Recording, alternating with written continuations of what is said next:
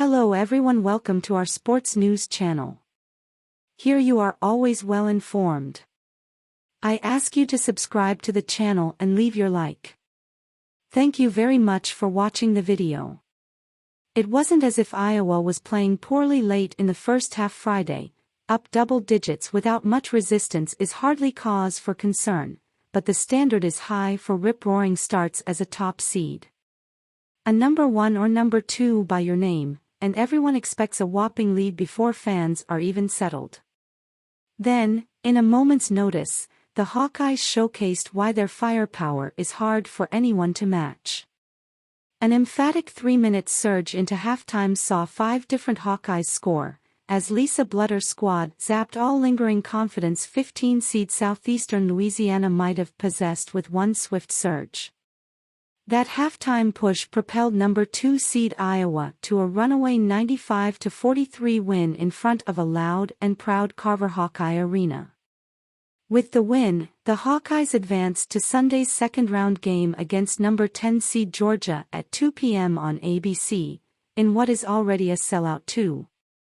The Bulldogs toppled number 7 seed Florida State in Friday's first game. "It just took us a second to take a deep breath, get settled into the game," said veteran guard Kate Martin, "and then we showed we were fine from there." Before Iowa could even think about entertaining the Dogs, it had to avoid what's never been done before. A 15 seed has never toppled a number 2 in the women's NCAA tournament. It didn't seem like a good time for the first one ever in front of a packed house that waited in ticket lines for hours.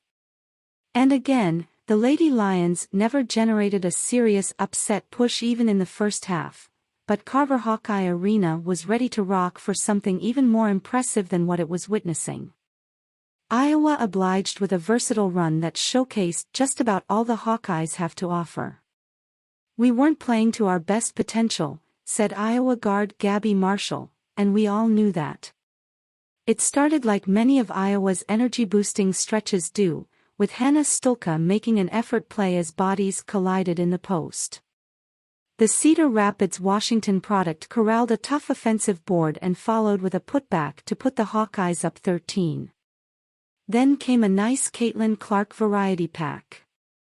The likely National Player of the Year followed Stulka's bucket with her own layup, then swiped Southeastern Louisiana at midcourt, then hit Molly Davis with a bullet pass in transition that resulted in another impressive bucket. The Lady Lions were called for an intentional foul on the play, which led to 2 Martin free throws, before another Stulka layup came to make it a 10-0 Iowa run in 70 swift seconds. "When we go on runs like that, the crowd gets super loud. That's obviously going to fluster other teams and play to our advantage," Clark said. "Molly leaks out and gets an and one, things like that. That run was super important for us, and I thought we rode that through the second half."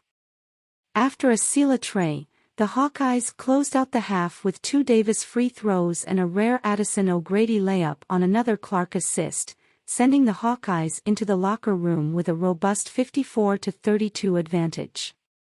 Iowa's cushion never dipped below 20 points the rest of the way. More time for Iowa women's basketball to show it's grown from stunning NCAA tournament exit. Clark finished 3 boards short of a triple-double, piling up 26 points, 12 assists and 7 rebounds while sitting much of the fourth quarter. Monica Chinano added another 22 points while missing just 2 of her 12 shots. Stulka's efforts resulted in 13 points and 5 rebounds in just 14 minutes. "We started off rusty, but we haven't played in 2 weeks, Stulka said. "So I think that contributed to it a little bit. But it was a good game to get back at it because we've got a great team we're facing on Sunday." All in all, it was an uneventful NCAA tournament opener for the Hawkeyes, exactly what they wanted. Iowa flexed its muscles at the end of the half when it needed to and used that momentum boost to cruise to the finish line with no drama. The focus didn't waver either late as Iowa's defense held Southeastern Louisiana to a jaw-dropping 11 second-half points, including just 2 in the fourth. Now comes the time for Iowa to conquer what eluded it last season. The Hawkeyes have an almost identical chance to undo the Creighton pain and advance to the NCAA tournament's second weekend. The opportunity now has Iowa's full attention after Friday's blowout win.